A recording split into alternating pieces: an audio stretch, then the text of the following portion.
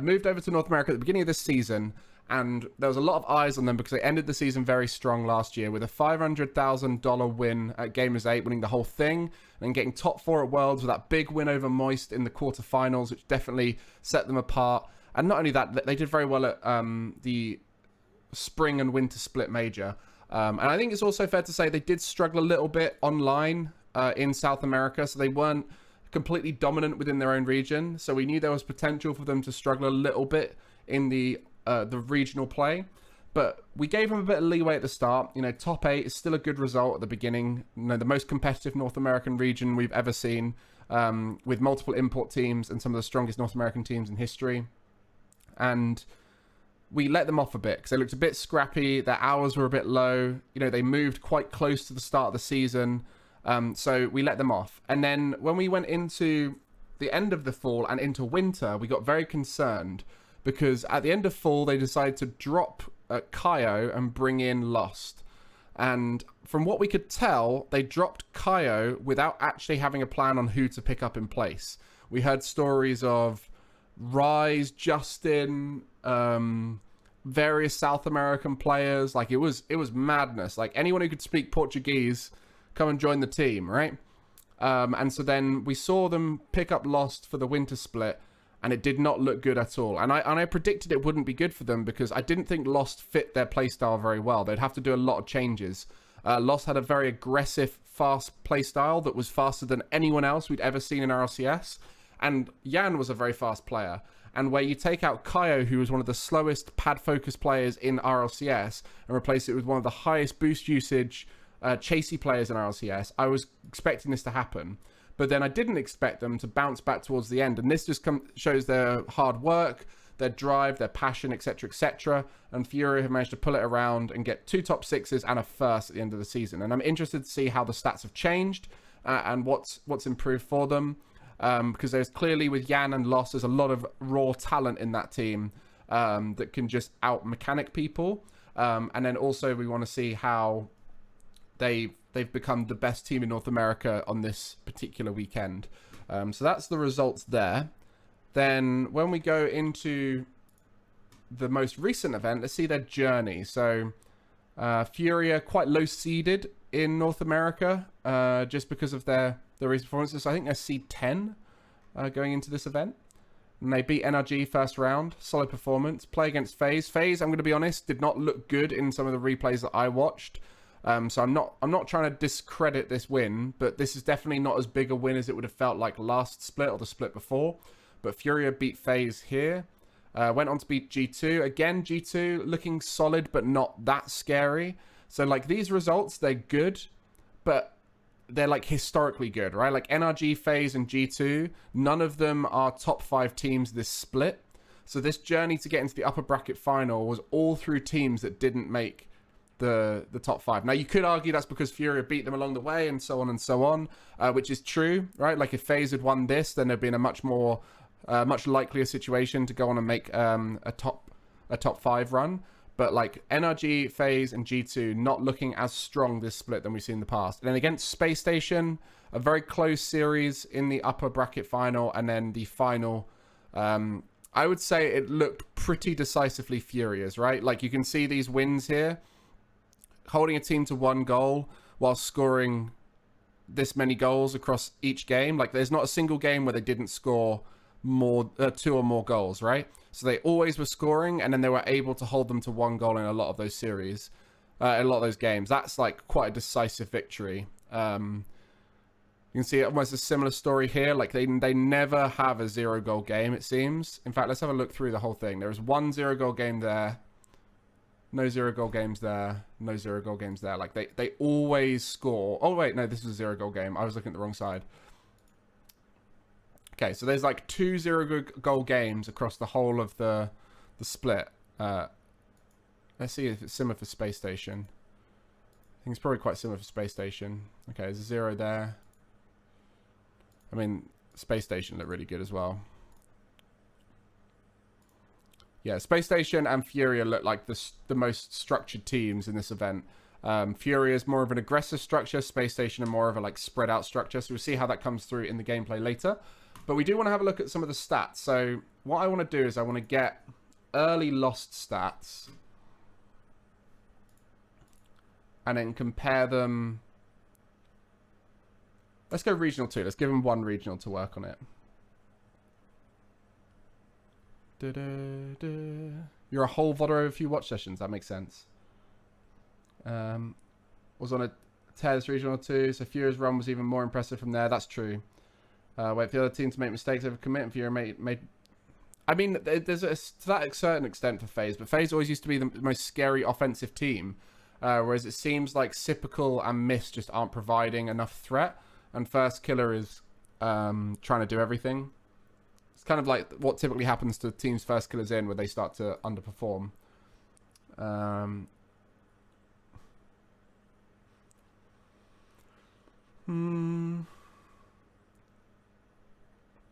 Right, Furia had 15 games. Okay. Let's do one of these. Because they're the only team with 15 games, so that makes it quite a lot easier.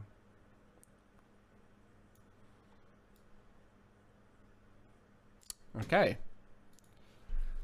So this is just their general stats. So this is poor gameplay from them, as you can see by the 33%. So when we look back at this, Card was scoring a lot of the goals. Yan was struggling to score goals and was not... Like, typically Yan is the highest point scorer on the team. I know Lost has come in and is quite a scary threat. But it seemed like Lost was almost dominating the rotation too much. Was getting a lot of saves, to be fair. There's just like a whole load of not enough going on in here. Like, there's nothing crazy about this, but there's also nothing... Like, this is the biggest teller here that, you know, they're not winning enough, but none of these other stats look particularly wrong. They're just... The balance seems a bit off. I feel like Yan should be more involved in the offense, which is the main concern there. Now, if we look at boost, this was the winter split, by the way, just to remind you guys. And we're looking at the stats here. So if we go down boost usage, yeah, Lost, a lot of boost. This is the big concern I had. Yan keeping a high average amount. So this is all looking pretty good. You can see here, because of having Lost and Yan be big 100 boost grabbers, it forced Card to be the lowest 100 boost grabber in the league by a long shot. Like, this is almost half most people. It's even half Lost here. So he has to go via pads, which does affect the boost for Card, and it means their positioning is going to be much slower. See very little use while supersonic, because it's probably because they're moving really slow and having to like hover around the middle of the pitch. Can barely use any boost, right? So like if we go up and we look at the lowest boost per minute, Card is the lowest boost per minute. If we look at the count big pads, going to be the lowest count big pads. So it forced Card to play this really uncomfortable play style back then, because Lost and Yan were overdoing it. And I'll be interested to see if they've managed to work that into their rotation now, and see whether that works out for them. We can actually go this way around, and that should make it quicker. Okay. So then this is the positional stuff. So Card and Yan, a lot of time in front of the ball, right? This is really bad right here. Now, this could be an indication that they were losing a lot, so therefore they were losing interactions back then, so that meant that the ball was going past Card a lot. But to me, this strikes me as they're hovering in the midfield and getting beaten a lot. And Lost is the furthest back, probably because they're rotating back to 100s a lot back then. You can see positionally they're a lot deeper. But yeah, proximity-wise, Card and Yan far too close to the ball. Like, if we look at average distance to the ball, like, they're on the higher end, right? Like, Yan's there, Card's there. Like, they're both on the higher end. And then this is going to be the interesting one here, is the average speed stuff back then. Card, look how slow Card was moving. That would have been so uncomfortable. 6.5% at supersonic. This is crazy. Like, this is a complete switch up for Card. This is kind of what Kaio used to have to do. But you can see, like, these two were moving super fast, and then Card was moving, like, this is so slow. So, like, it meant that he was really hovery whenever he was going, but he was so grounded. Like, this was... Like, this is extreme. Look how much slower that is. So this is why I didn't back that it was going to work, is because by having Lost and Yan in the same team as Card, I just felt like it was going to be like they were 2v3ing. and Card was going to be forced to be this really uncomfortable role.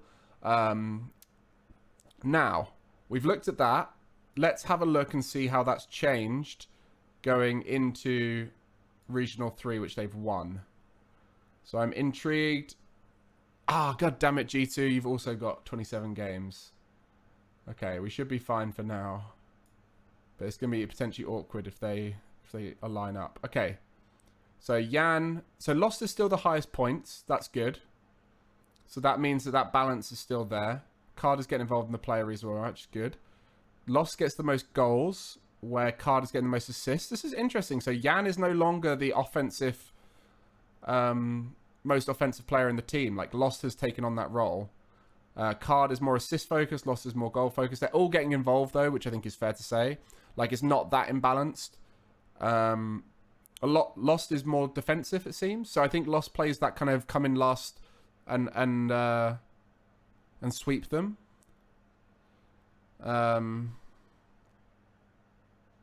It's fine, Lewis. We'll work like it is right now. Hey, what's up, funny? So yeah, like Lost is the kind of like cash role, I guess you could say. Like if we were to look at traditional cash, I'm trying to think of other players that are like it, but like the one who gets the most points on the team, but is also the deepest and gets the most goals. We don't know he's the deepest, but the saves kind of indicates that that's still the case. So if we look at boost here, thankfully, it seems like Furia are isolated above here, which is good. Okay, so this is the boost stats. So you can see Lost is using less boost now. Yan is using less boost now. Keeping the average nice and high still. Card is just collecting more boost, it seems. But is still getting like a less big pad. So they've kind of got what they had before, but more balanced. So they're just using a little less boost. Card is using a little more boost. And it's just sort of like balanced them all out a little bit. So they're more in tune. The speed stat's going to be the interesting one. But that seems just like what we saw before, but more balanced. Okay. So that's a good sign. Then if we go positioning.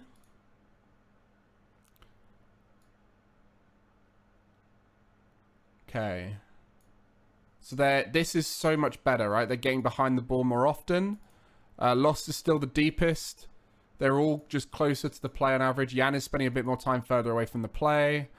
These stats here, the like behind the ball stats, could be indicative of winning out opportunities more often. But actually seeing the loss at 77, that's probably one of the highest. Yeah, it's like third highest. So the fact that they're Lost is so high, that means that they're playing in particularly deep to try and protect around the teammates. Oh no, that's ruined. That's ruined the stats. Okay. Did we just get lucky on all of them that it would do them in a different order? Okay. Well, that's screwed us here. But yeah, we saw pretty much what we want to see there. Let's have a look at movement. Okay, they're in a group this time. Perfect. Card moving faster. That's good. So yeah, Card is flying a lot more. So Card is going up a lot more and is a lot faster. So it's probably just willing to go more often, and then Lost is cleaning up behind. But yeah, basically Card has been activated more and is going way more. Lost is sitting particularly deep, which was the case before, but now it's much more important. And it seems to be working out quite well. So what we're seeing from Furia now is a much more balanced playstyle. They're still maintaining the essence of that original plan playstyle, but they've balanced it out with Card being able to go faster, Lost and Yan using less boost and being a little bit more controlled in the way they're positioned. Yan not being as close to the play, allowing Card to stay close to the play and be disruptive. And then Lost is comfortable playing as the third man. So interesting stuff there. Let's get into some games here and get some analysis on the go. So let's go straight to the final. Let's go game 3. So I want to watch. Actually, I want to watch Card.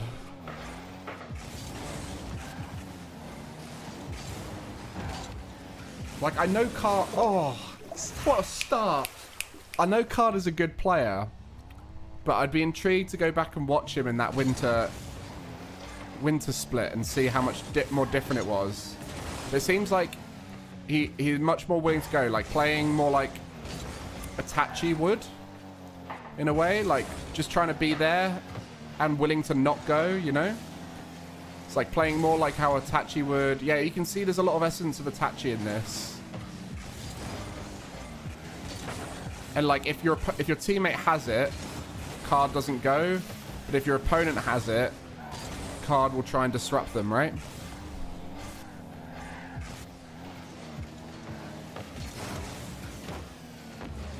And like doing a lot of low boost touches.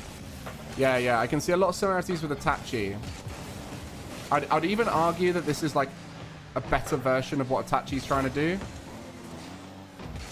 In lots of aspects. I would say there's some things which Itachi will do better. But I like some of the faster decision making. Because Itachi can be a little bit slow and a little bit low boost at times. Whereas I like the way Card is moving around the pitch. The dodges could be a little bit dodgy at time. Excuse the pun.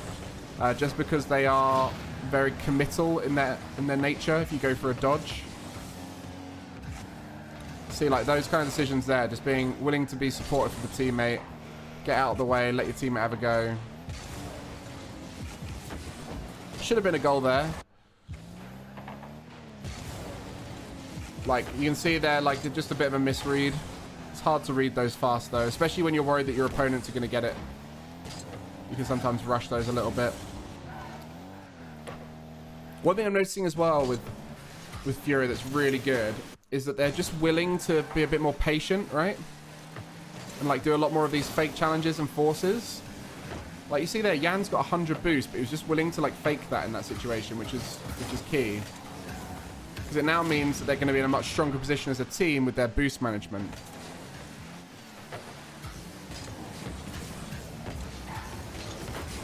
I really like the way Yan plays. It looks very clean. And they're very good at reading the play whilst also keeping everything as efficient as possible, right? Like the way they dodge around the pitch, the way they move, the way they float around. The use of momentum is amazing. Oh, good save there by Lost. Very good save.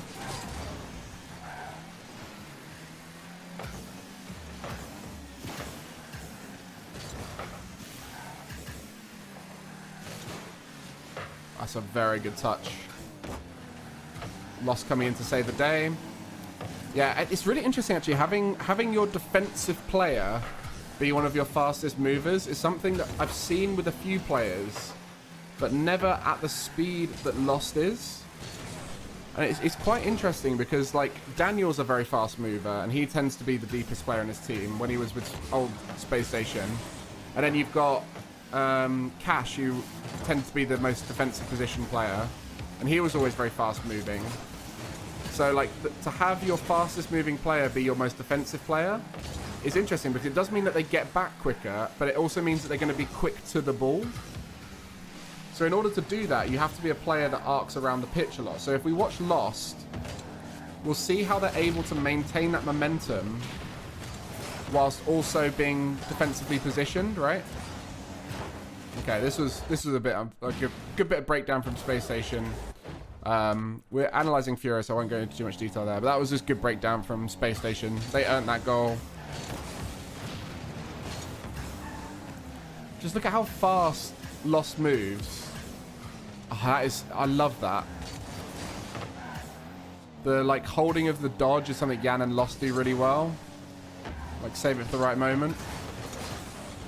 Like very direct, very efficient. Rotates out opposite side the pitch, which is one of the big ways you can gain a lot of speed in the stats. Like I say it like you're doing it for the benefit of getting the speed stat up. But players who rotate out opposite side tend to have quite a high speed stat, just because you have to track more ground. You can tend to do it at supersonic, so therefore you will most likely gain speed. But you see how far every single time Lost will rotate away from the play quite far before he goes back towards it, right? And he's always arching around the pitch.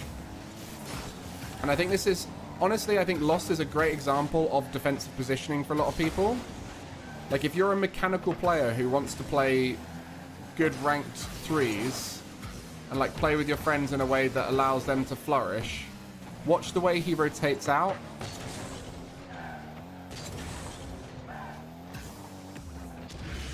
It's nice and deep. I mean, it works with the way Furia play because they play such a fast, pingy game plan that when the ball does get cleared by the opponent, it's generally going to get cleared in a way that goes quite far, because it's hard to take control of a ball when your opponents are so aggressive in your face. So then if you're rotating deep like Lost does, and then coming in with speed, in general, you're going to be able to get back in time into the play.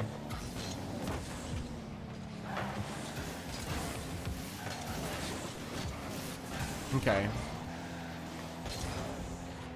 Like, you see how quickly they rotate back out, and like you can see, that's a prime example of their game plan. Oh, that is beautiful from Lost.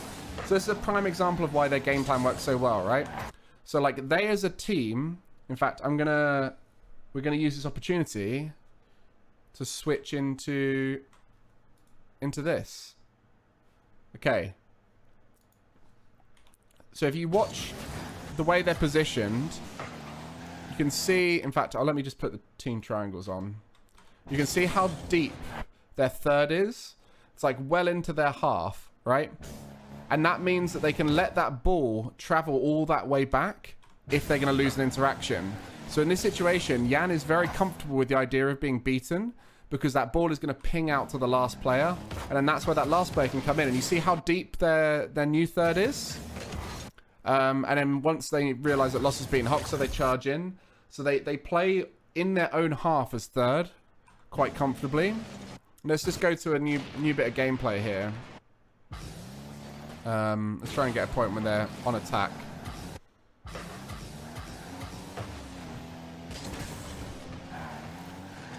Okay, so they're playing it out from deep. They're willing to take that ground up. You see how... I mean, this is not quite in the opponent's half. Let's see if we can get... Okay, like right now. Okay, here we go. So Yan is in their half.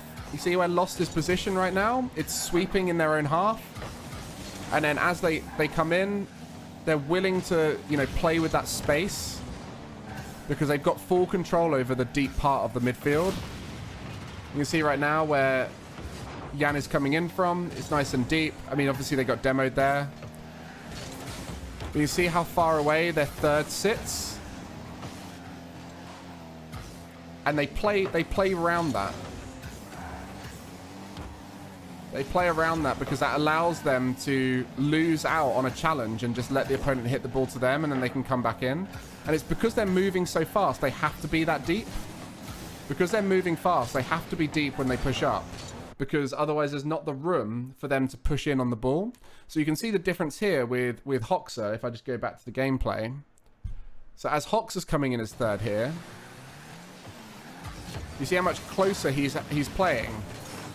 Because he's playing for things like 50-50s, and he's playing for things like little pops and stuff like that. And then if it goes wrong, he can back off. Whereas it seems like the Furia way is to stay deeper and to use that speed and momentum to come in on the play. And what it does mean is you get situations like this, right? You get situations like this. Situations like this, which it does go against you, right? So this is where the negative side of that strategy can pay off. So you see Lost is sitting a lot deeper now and has intended to go deeper. So there's moments like this where you miss out on goal scoring opportunities. And like that's where both game plans are effective and work, but you've got to play around the game plan that you go for, right?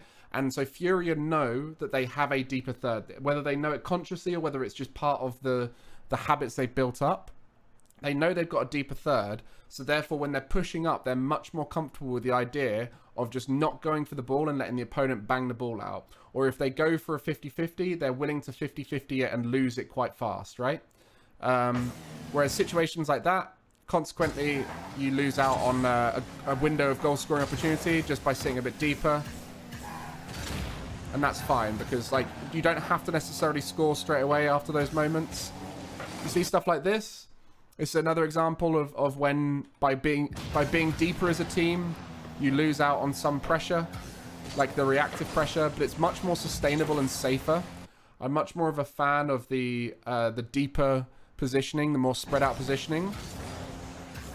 The only problem with it is you almost have to play around it as a team. You have to be very consciously aware of it. Oh, this is a very nice play from SSG. I do kind of want to watch that. Like Arsenal off the back ball there. You can see where this came from though. This is a bit of a mistake from, I think it's Card here. Card should have just played time a bit more there rather than playing that ball. And then it would have given Lost the time to recover and get boost. So that's where the tempo of the slower playstyle is more effective, right? You have to be a little bit more like willing to let the ball run into your half at times, but on this occasion it was just like a bit of a mistouch, misdecision. Because I think in this situation, like Card is playing that in isolation. But like again, it's like this wouldn't be a mistake against most teams because most teams wouldn't be able to execute that 3-person play off of it. And realistically, if your opponents are having to use all 3 players to score a goal like that, you're fine with them doing that because if that's what it takes every single time, then they're gonna be punished at some point. And also, look how cool this screenshot is. I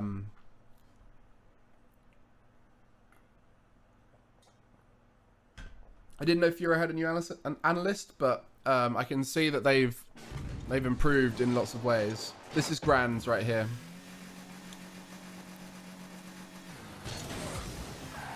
But yeah, the main thing I'm seeing is that Furia play fast and spread out. Whenever I've coached this style, I've described it as moving faster, further from the play. So the whole idea is you can either play slower, closer to the play, which is what someone like Monkey Moon does, but that requires you to have a better read of the play and better mechanical execution. For most newer players, playing this style is simpler, and it allows you to make better decisions, simpler decisions more often. You can see a lot of the stuff that Fury are doing is a lot simpler, like simple touches, much more efficient, much more effective. And then it's then requires you to recognize when those opportunities to be a bit creative come in, right? So like right here, some good 50s plays, and then it's now on Lost to use his creativity in this situation, right?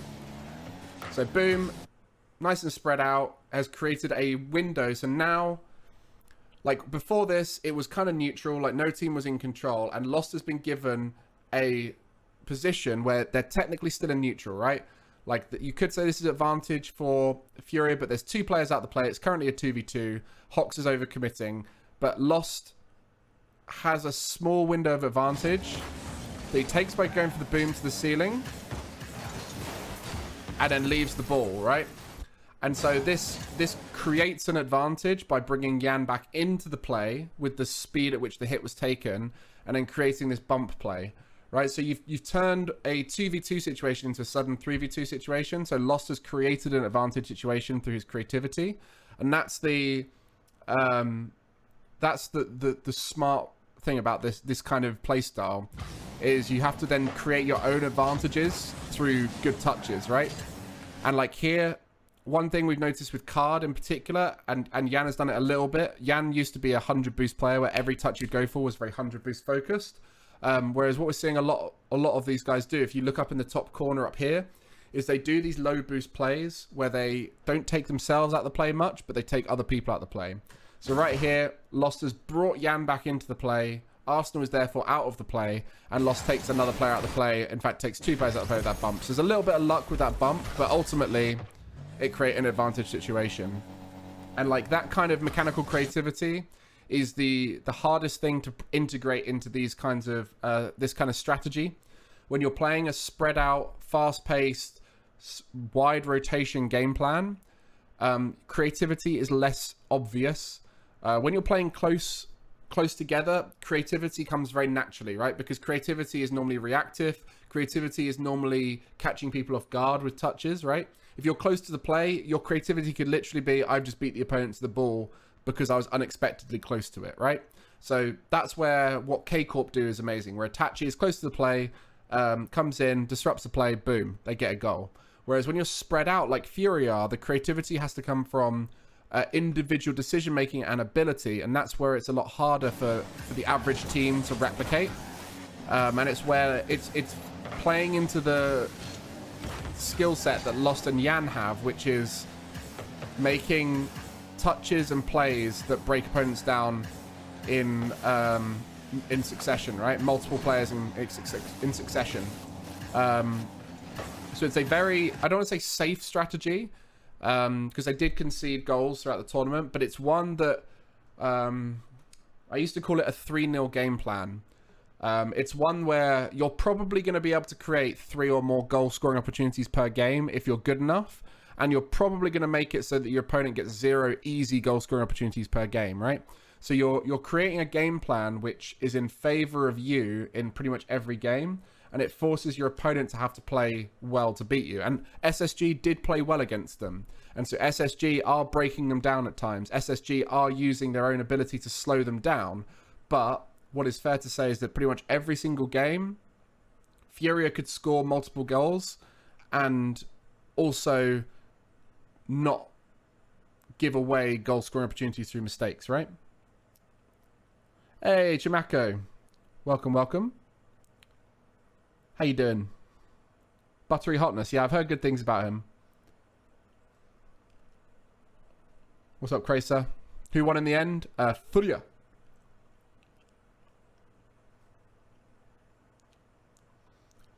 Yeah, I mean, trying to be too creative is not a problem if you've got a solid strategy of the way you move as a team that allows you to do that, right?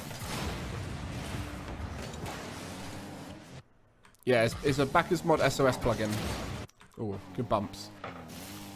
So yeah, like when we talk about creativity, like every individual, this is the fingerprint of every player, right? Every player has their own way to be creative.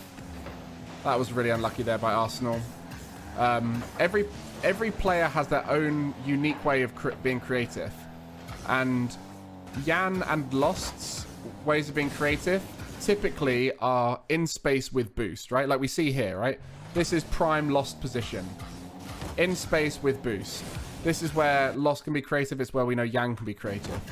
And so having this spread out faster game plan leans into their natural creativity. Where for SSG, having a game plan where Arsenal is given the ability to free roam upfield and go for bumps and do unorthodox touches, etc., is where their creativity can come in. So LJ and Hoxer consequently have a lot of time on the ball and try and be more in control of the ball when they're going for stuff, and also are much more comfortable with recovering faster, knowing that Arsenal will be there to kind of chop in and disrupt, right? That's where their game plan leans into. And like every team has their own differences in creativity, and I really like the way Furia, I don't even know how conscious this is from them, but they're much more able to lean into their game plan now because of the way that they're spread out, and especially the way Card is filling in those gaps.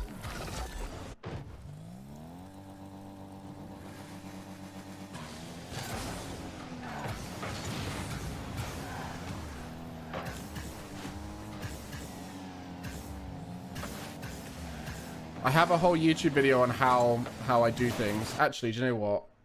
I'm sick of people asking, so I'm gonna just create a command right now. Hey there, the old channel trailer.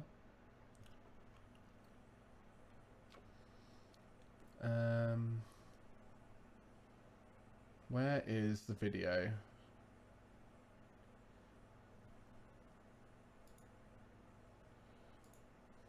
Got it.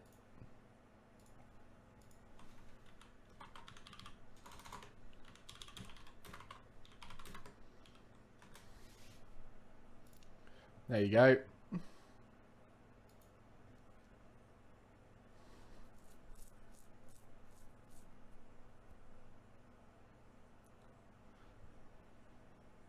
Yeah, Hox has always been a good player. I had the joy of coaching him back in Season 9 when I did a little stint at E United.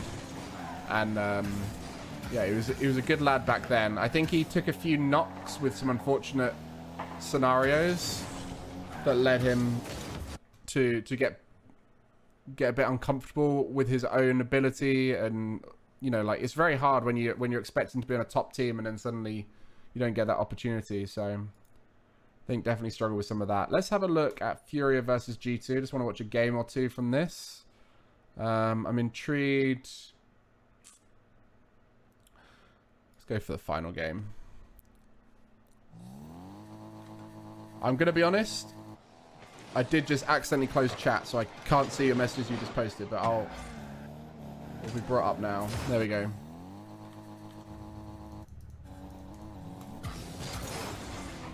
I can see you now. I'm doing Rule 1 on Saturday or Sunday probably, and I'm going to be doing SSG tomorrow, I think.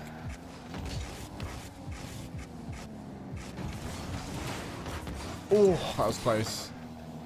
That was close again. Very nice play from the boys. You see here, like, the card presence. So card plays a presence that allows for his teammates to rotate around him. Tries to be as efficient as possible with his movement.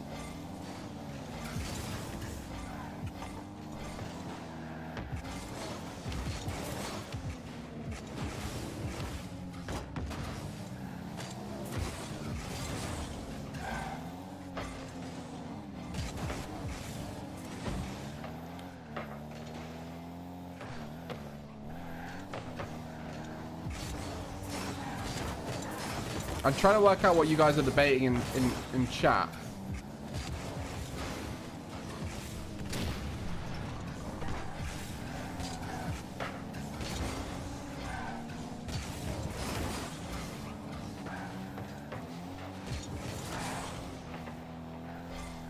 Simply just Andy, I disagree about what you think about Optic. I don't think Optic looked as good as people thought they did. I think they had a playstyle that once people work out that it's a threat,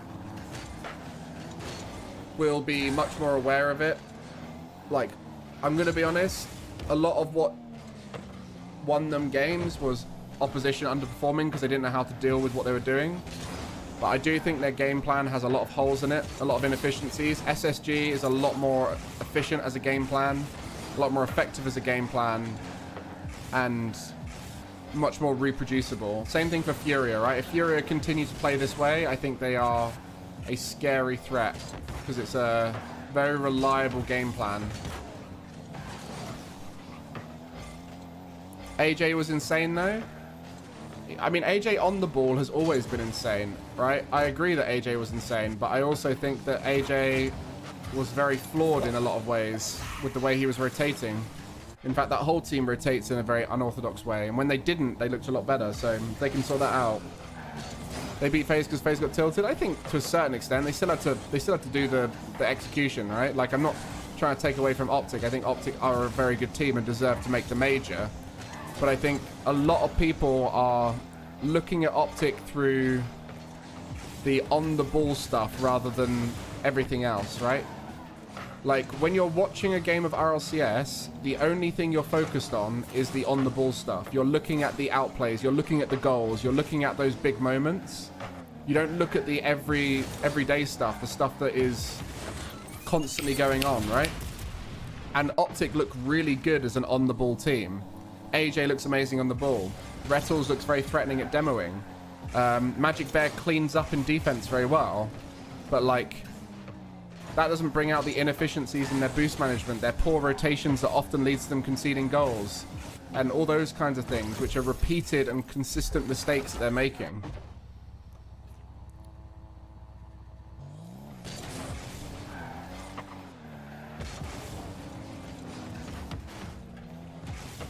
And, like, oh, we were talking about Zap Dashes earlier.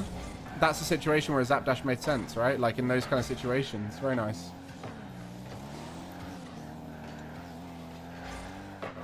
Honestly, I think people are forgetting that Furia are human beings who go through phases where they're going to lose motivation, gain motivation. Like, maybe Gamers 8 and Worlds looming has made them go, yeah, we've got to prepare for that. Or maybe they literally are just, like, finally feeling like they're working things out. It's very demotivating to play and lose. Sometimes you lose for long enough and you get sick of losing and then things come back. Card is a zap dasher, eh? Yeah, I was saying earlier that people have stopped zap dashing as much, I feel like. I feel like it might be because it's less novel. So it doesn't seem as exciting whenever you see someone zap dash. It might also just be that people have realized they don't need to zap dash all the time.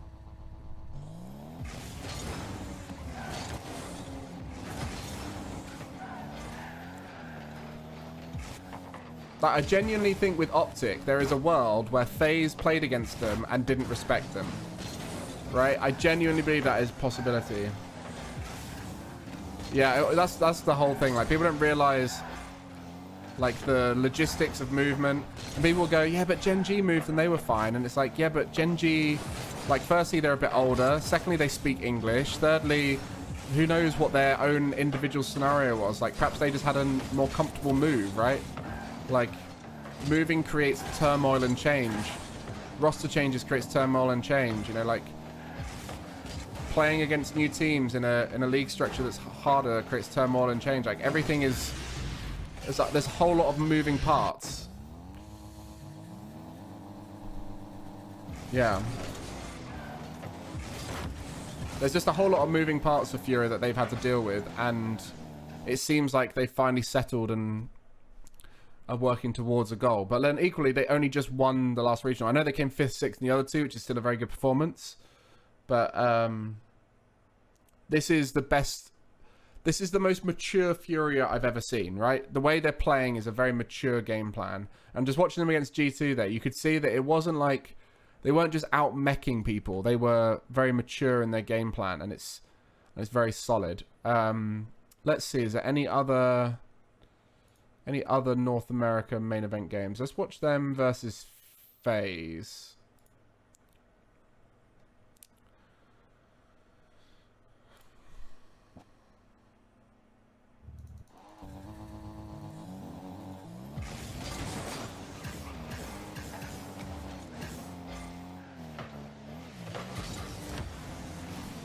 Okay.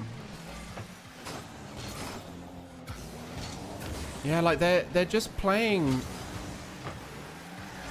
like a good neutral game. They're patient. They're recovering fast. They're not overcommitting. They're not forcing plays. They're aggressive whilst also being like recovering well. I'm intrigued to see how it looks in the winter when the stats looked awful and like Card was moving the slowest of any pro in the history of modern Rocket League. And like Yan was in front of the ball way too much, Lost was in front of the ball too much. Like this, I think this is a sign, a positive sign, right?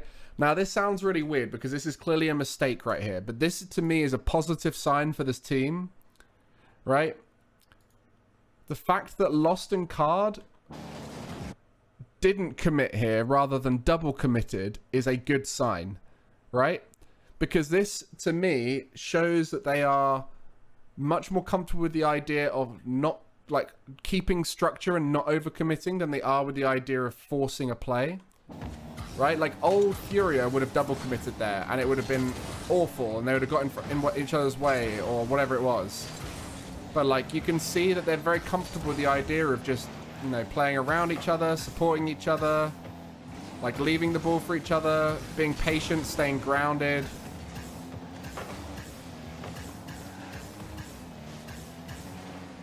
And like eventually leads to a goal, right? Like if you're patient and grounded, you'll eventually score.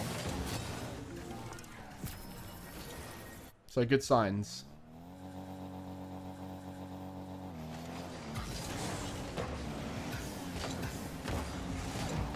I mean, we've seen that all three of these players can perform on LAN, right? Like, Lost played reasonably well on LAN. Didn't he? I can't remember. Was he on... He was on Team Secret. No, he wasn't on Team Secret. What team was he on at the full major? NIP. Crew. They didn't do so well at LAN, right? Because the team that did well at LAN was the team that didn't do as well online. Right? And I remember saying that Lost, their game plan wouldn't work on LAN as well, and then Team Secret did a much better job on LAN. The club, that's right. Yeah, the club didn't have a good LAN playstyle. It was very aggressive, and like it put a lot of pressure on each of them to keep it up under the pretense of much stronger opponents, which is I just didn't think was going to work.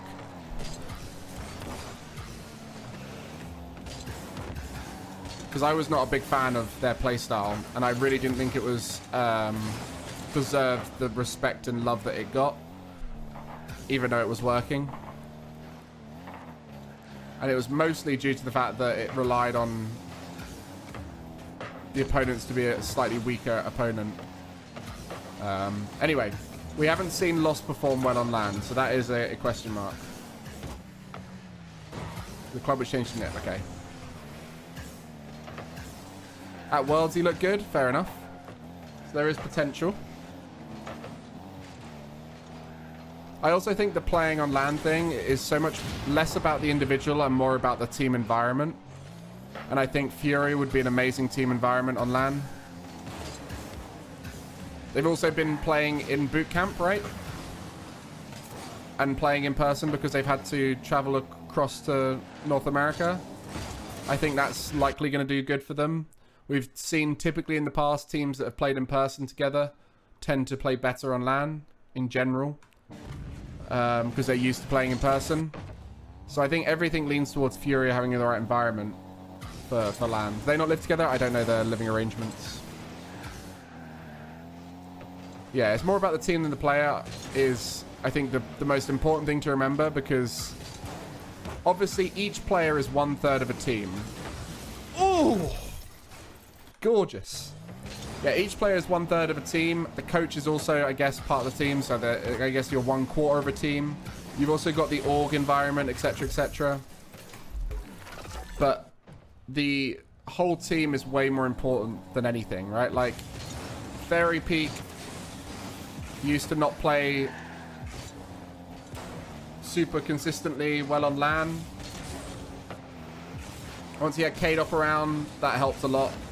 Like, Fairy Peak was good on LAN, but then could also be bad on LAN. Like, he was a bit more inconsistent, had good days and bad days. But then when he was with K-Dop, he always played so well because K-Dop was an amazing captain for him, right? And, like, it's things like that which you've got to bear in mind.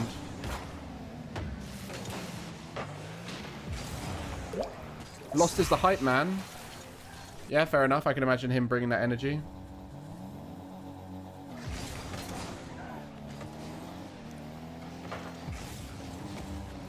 I mean, I assume they spend a lot of time together because they are Brazilians living in America, so therefore they do not have many people to communicate with.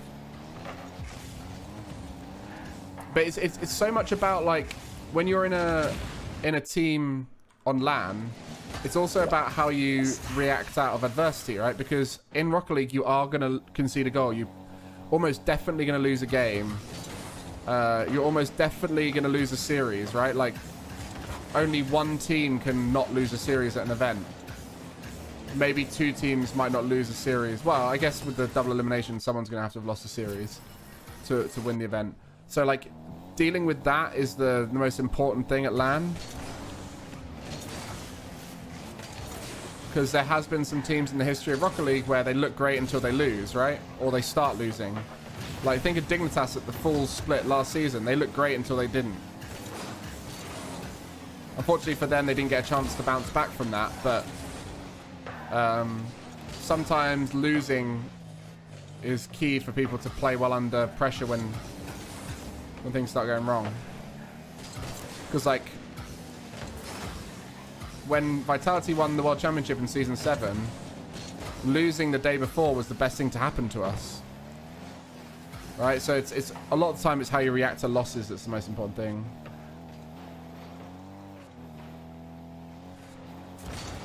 Card is pretty consistent. Card is a very solid player. Probably the most important reason for their improvement as a team. Speaking of which, let's go back and have a look at some winter split stuff. I was watching that gameplay there, and, like, again, it just looks reliable, right? Like, it's not flashy the way they're playing. Like, it's a reliable game plan. that I can just see working very, very well.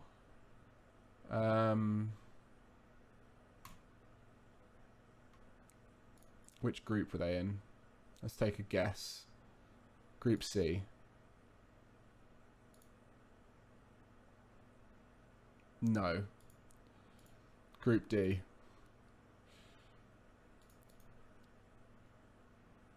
Yeah, boy. Oh, Complexity versus Furia. Oh, they got reverse swept here. Okay.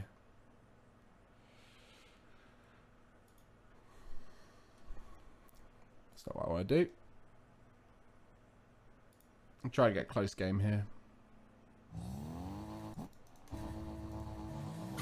Yeah, like they've got quite a mature playstyle now, right? That's my big thing, right? I want to watch Card, right? This is the biggest difference in the team.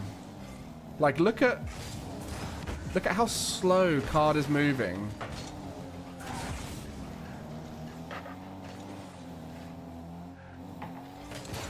And it means he's going to get beaten to a lot of stuff just because he's got no momentum at all. Like, he just gets beaten to everything. I'm just doing a whole lot of nothing. Like, look at that positioning right there. Like, this is rank. Like, this right here is vile positioning, right? Now, look, I'm only saying this because of how much they've improved, right? But, like, this is what I call a positional overcommit. And it's something that NRG do a lot, and it's one of the reasons why NRG underperform. It's positioning in a way that if you get beaten to the ball, the opponents get a likely intercept. By not going, you've still committed, right? So in this position, Card is probably going to be back slower than Lost, and Lost has just hit the ball, right? Yeah, you can see, right? Like, Lost got back quicker than Card. So it's... And with no momentum, facing straight forward like this, it's one of the worst things you can do. Because you need that momentum to be able to rotate out. And you can see what happens here with no momentum. Mechanical execution is a lot harder. And all sorts of other stuff. So, Card overcommitted there without even committing. So, like, provided zero threat to the opponents, but also provided a threat to them as a team. Put them on the back foot. That can be done way more subtly. Like, this is another position overcommit, right?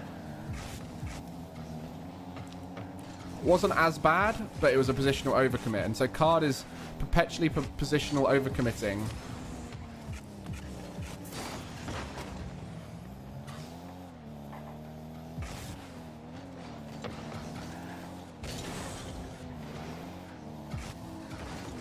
Positional overcommit again.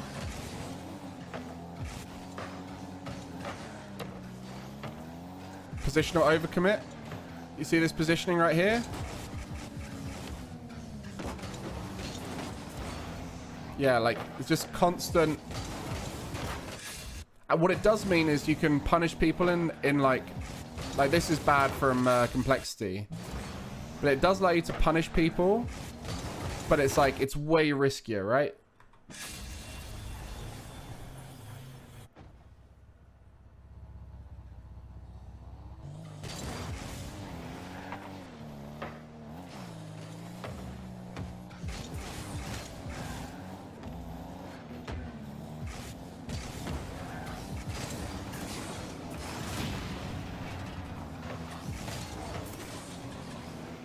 Yeah, like, a lot of their offense here is very reactive. You noticing that? Like, it relies on a quick decision based off of something that happens. And so they're forced to go. And then it means that they're getting these, like, panic touches a lot more. Right? You see this? Like, can you punish off of this panic touch? Can you punish off of this panic touch?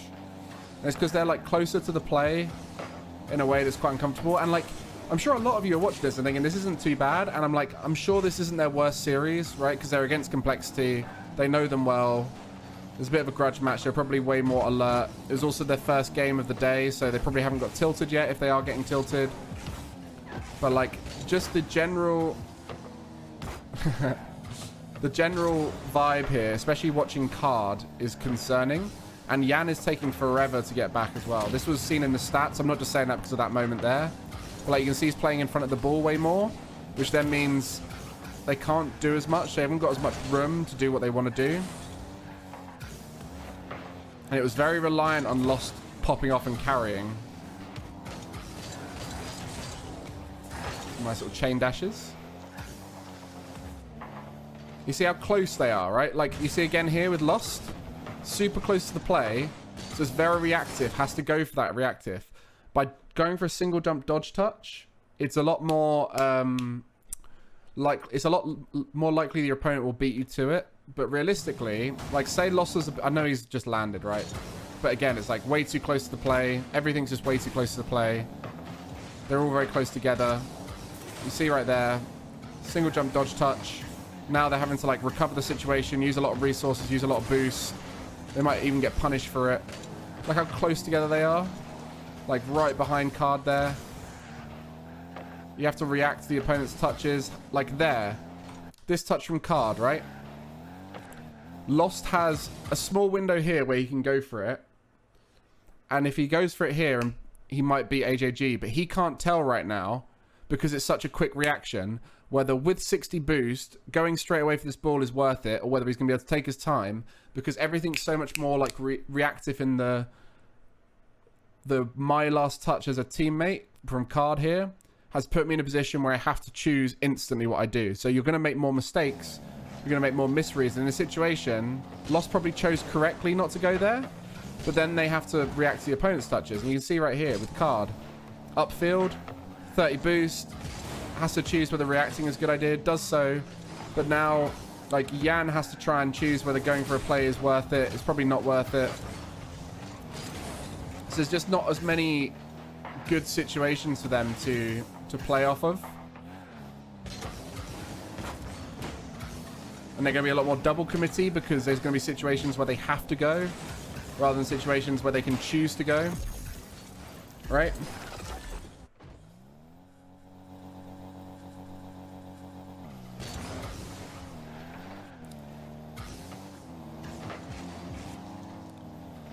Happy to have the stream back. Glad to hear it. It's good to be back. I'm very much refreshing my knowledge of the game. I like this is what happens with this reactive play style. You find yourself in situations where you can get punished by good plays, right? Wait, who? I want to get on.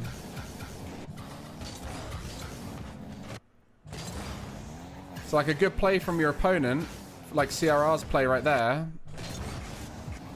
punishes Card here, and then the opponents can come in and can play off it because it's all very reactive.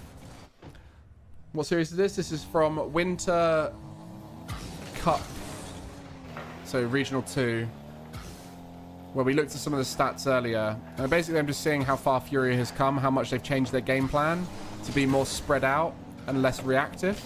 Like they're still very good players. Like I remember at this time Yan was still climbing up the rank leaderboard and popping off and getting top 10 all the time, right? So they were still very good players, but their game plan was lacking. It was very reactive and poor. And a lot of it comes down to Card being very slow and Yan sitting in front of the ball a lot and them just trying to like make these quick fast touches that aren't effective, that they're having to be very reactive to, right? Like they almost scored right there, but it's like they're reaching for it. Whereas when they were scoring in the like recent games we watched, it was like they earned it every single time, you know? So yeah, that was good to see. But I think that's pretty much it for me with the analysis. I don't need to over-analyze with this. I think Furia are in a really good spot going into the major because I think they have a very good international play style, one that will work against pretty much any team, and it will allow them to flourish with their own individual ability. It will mean that they won't have to make high pressure fast decisions because the way they're playing is they're spread out, so they can make informed decisions. I think the only thing that could concern me is if they get a bit panicky, then it will completely throw off their game plan, right? So as long as they're aware, and this is a somewhat conscious game plan that they formed, this spread out game plan, then I think they're in a really good spot where they can they can perform well under pressure on LAN. The big concerns is if they try and change something, if they try and come in and try and do too much with the pressure, then it could all go horrifically wrong. But right now, this is a reproducible, reliable game plan.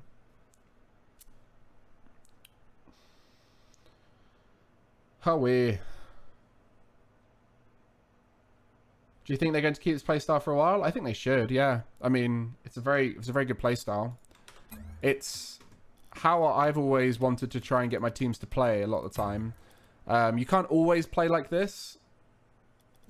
You can't always play like this. Some teams don't have the mechanical firepower to play like this. You look at when you've got a team with Lost and Yan, and even Card is very mechanical. When you've got a team like that, you can do this playstyle. The biggest downside of that playstyle is that when you lack the creativity individually, you end up just rotating really cleanly and never creating opportunities. Whereas if you have individual mechanics that can be done in space, it works really well. Like, for example, if I did this playstyle, if 3 of me did this playstyle at my rank, it would struggle to win. Because we don't have, I don't have, if there's 3 of me, have the mechanical ability to outplay most days. Some days I would, but some days I wouldn't. But what I'm trying to say is that if you've not got mechs, rotating like this doesn't create opportunities. It creates safe rotations. It's then up to you as an individual to recognize those small windows where you can punish micro mistakes of your opponents. And then that's where you can go in. And you're punishing mistakes that barely even seem like mistakes. Like we saw it, Arsenal and Yan met in the air for an aerial challenge. The ball popped out in defense, and then that was the mistake that they could punish, right? And like in no world would I say Arsenal made a mistake there, but what it did do is it created a 2v3 situation for a bit for SSG, where the 2 who was remaining had to try and reset the game back to a neutral game. So that's what it does. It creates these small windows of 3v2, 2v1 situations, boost advantage situations, ball in space situations where you can then create goal scoring opportunities.